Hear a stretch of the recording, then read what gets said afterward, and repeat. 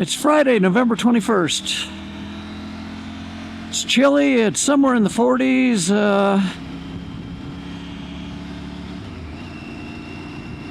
I'm on WA Bar right now, getting ready to go past Lake Siskiyou, and I'm going to head up as far as I can towards Gumboot Lake. I'm thinking the road will be clear up there, but there could be snow. This is my first real cold weather ride of the season.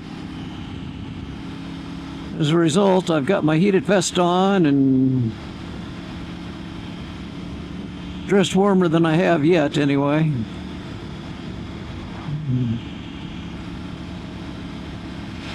Heated grips and heated seat are on. And that low sun angle is really in your eyes when you're going this direction.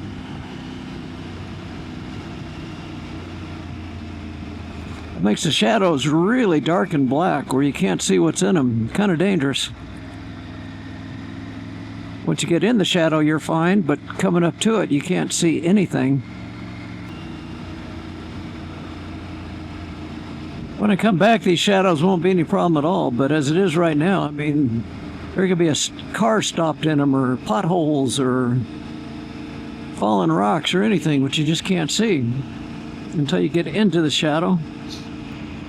I learned many, many years ago as a 14-year-old throwing a paper route off of a Honda 65 what happens, it was a morning route too, by the way, what happens when you get on ice. I dropped that thing, slid out so many times on ice. Lesson I have never forgot. Haven't ridden the motorcycle in a while. I've been doing lots of two-wheel stuff though. Been riding my e-mountain bike out at the Gateway Trail System and really kind of getting back to that, really enjoying it.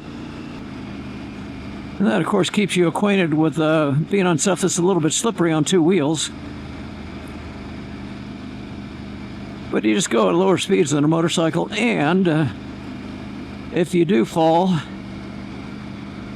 you know, a 40-pound bike landing on top of you is not the same as having a 550-pound bike land on top of you. Haven't made any videos in a while, and my daughter's family spent a week up here.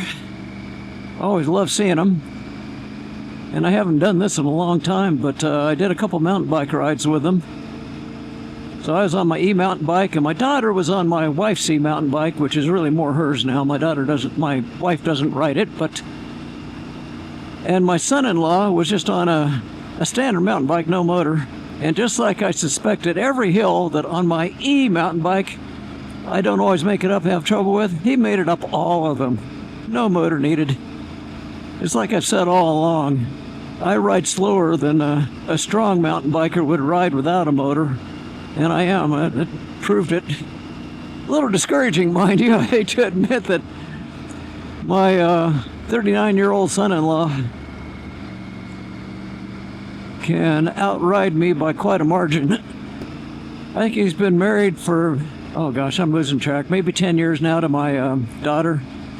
And they knew each other for many years before that, and I forget what year it was, but the first year that I met him, I rode with him, and I was actually a little faster than he was on a mountain bike, standard mountain bike. And there were a lot of years in there where I could come close to matching him. But as time went on, when my knees and everything were still working okay, and I was still pretty strong, he got a whole lot better at his mountain biking, and I'm sure I was getting worse, but got to the point he could always outclimb me, and he was faster on the downhills. He was just better in every way. And of course now, even with the help of an electric motor, I can't even keep up with him. He's faster than I am.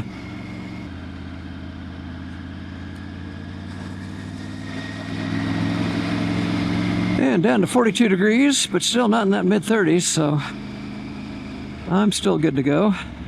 Elevation is 3,800 feet, though, and I'll be going all the way up to 6,000 feet if I make it to Gumboot. The other thing I have to keep in mind, if there's some place where the road's been a little bit wet, last night I'm sure it was below freezing here. It was below freezing at my house, got down to 30 degrees, and it was probably well down into the 20s here. And there could still be some ice left on the road as I come up here higher. And ice is another one of those things that could be hidden in these dark shadows. So yeah, this has got to be a bit of a cautious ride. Coming back will be better. The shadows won't bother me then. The sun will be more to my back. So it's about 1 p.m. and at 1 p.m. that sun is still so low this time of year. Got the camera mounted up front on my windshield today. I didn't put it on the chin bar of my helmet, so you don't get to see how fast I'm going, but trust me, I'm not going real fast. Last winter I did some rides on this which were had temperatures when I was riding in the mid-30s, and I think I'm probably going to be there again today, which is going to make this about as cold a ride as I've done on this bike. Again, it does better than any other motorcycle I've had for cold weather riding, just because of the heated grip seat, wind protection. Again, I've had motorcycles with better wind protection, but they didn't have heated grips and heated seats. This motorcycle is like my cars. When air temperature gets a little bit low, it says, "Caution, low air temperature, watch for ice." Okay, yeah. I've been watching for that all along. So I bought a new drone today. It's a DJI Neo 2. They're probably going to be banned from this country starting December 23rd, coming right up, but the stuff you already have should be okay. And that's going to replace my Mini 2 that's quite old. A little bit difficult to use, and this thing has all kinds of features to make it easy to use. If you're wondering why they're being banned, there's all kinds of things you can find online, videos and articles about it. Doesn't seem like they really should get banned, but you know, it's the country we live in. Oh, seeing snow on the road now. I'm at 5,700 feet. A little bit risky. I will try it.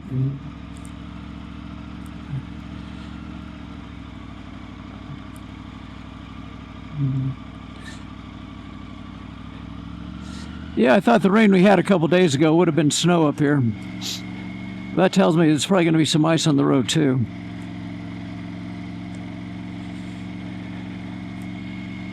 I only have to make it up 250 more feet vertical, but I'm not thinking I'm going to, but I will go a little bit further.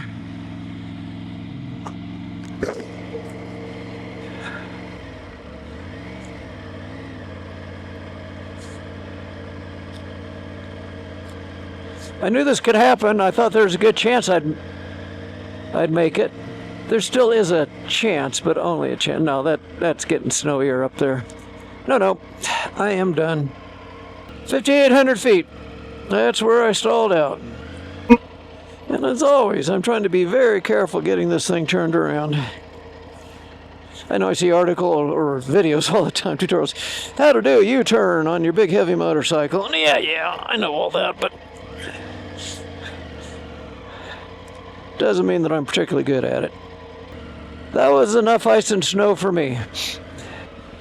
I'll have to talk to Joline. We might come back up here in the car. I think the car would probably make it through that. I don't think it'd be too deep for it, but it's always kind of entertaining to walk around Gumboot a little bit in the snow, but I don't know if we'll do that or not. Maybe. We did. So here's a few short videos I made with our phone when we were up there later today.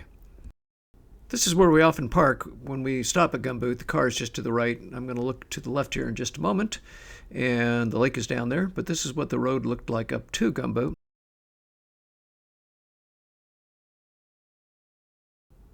Now we're going to take just a short walk around the lake.